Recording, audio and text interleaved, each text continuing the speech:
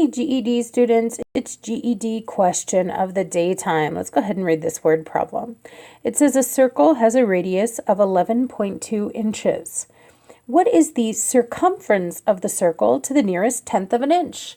So great news, guys. Whenever you do geometry on the GED, you pretty much have the formula sheet at your disposal, and this is no exception. So pick up your GED formula sheet. Go pause this video if you don't have one and print one out. Just Google GED formula sheet. First thing that pops up will be the official sheet. Print it out. Get used to using this thing. You'll also want your calculator for this problem. And let's get started. So it says a circle has a radius of 11.2 inches. So we know the radius. Now mathematicians are super lazy. We don't tend to call things by their full name. So we call radius just r. So that means 11.2 is the r. And then it says, what is the circumference of the circle to the nearest tenth of an inch? Remember I told you to get that GED formula sheet? Yes, go ahead, pick it up, take a look at it. You're going to notice that the first section on the GED formula sheet is the perimeter section. And in the perimeter section, I think it's the last line in that section, you're going to see circumference of a circle formula. So let's bust out the formula. But it's first right away going to look a little confusing because, as it turns out, there are choices. Here's what that line looks like when you look up circumference of a circle. It says C equals pi d, or we have options. C equals 2 pi r.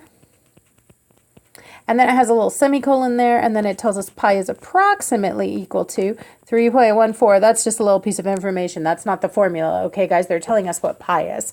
Pi is basically a number, and it's not exactly 3.14, but close enough to get a decent estimate, okay?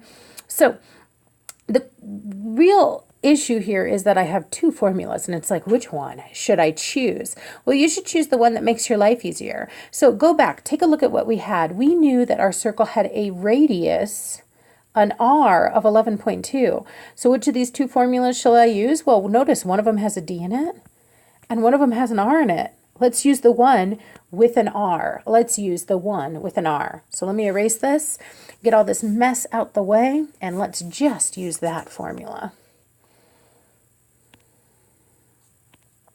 And I think I'll go in my usual orange here because it's easier to see. Okay, so formula I want is C equals 2 pi r. Why? Because the other one's wrong? No, because I'm a lazy mathematician and I know what r is. So I'm going to use the formula with an r in it. Okay, so what does this formula say? It says if you'd like to find the circumference, multiply 2 times pi, and we said pi was about 3.14, times the radius of the circle. Okay, so we can do that. So our next step is going to be doing what we call substitution, plugging in our known values. So I'm trying to find C, so I have C, and I put a wavy equal sign here because I'm an anal retentive mathematician.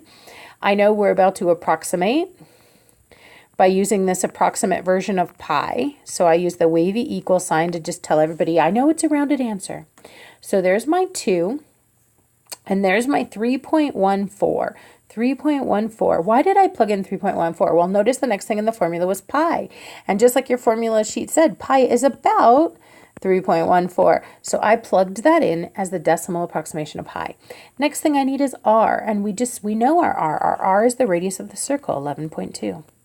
And you say, well, now what should I do, Kate? Well, notice I put each one of those numbers in parentheses because I know when numbers are shoved together in algebra, they're multiplying. So I'm going to multiply these three numbers. So 2, and I'm going to open up a parentheses in my calculator, close it.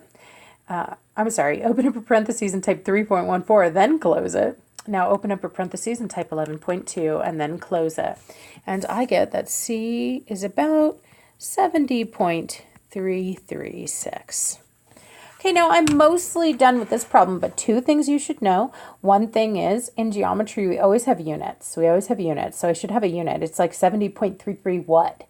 Inches, feet, meters, yards? I don't know. So let's take a look at our problem. It said a circle had a radius of 11.2 inches. Okay, so I'm going to label this circumference 70 inches. Now, it'll help you to know what a circumference is. A circumference is basically the line around the outside of a shape. And you can imagine it's like if I kind of took a measuring tape and measured around. Even though I'm going around, it's still a line around the outside. And so that's why I measure it in just plain old inches. Okay, so 70.336 inches. But I also need to follow any rounding directions I have in the problem. So let's go take a look if I have any rounding directions. Anytime you introduce decimals like this, you introduce the idea that you might be rounding your answer. Okay, so take a look here. The directions said to the nearest tenth of an inch. Okay, so a tenth is 1 decimal place. So I'm going to take my number. Let's get a different color here so you can see what I'm doing. Pick up green. I'm going to take this number I got, and after the tenths place, I'm going to put my chopping block down.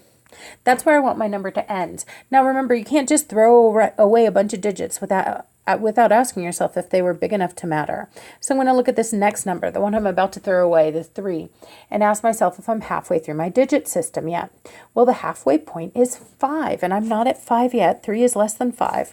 So we're just going to cross that off and say it wasn't really important, and we'll call that about 70.3 inches. So our final answer here then is 70.3 inches. All right, if you have any questions about this or any other GED math topic, be sure to drop it in the comments and I'll do my best to answer it.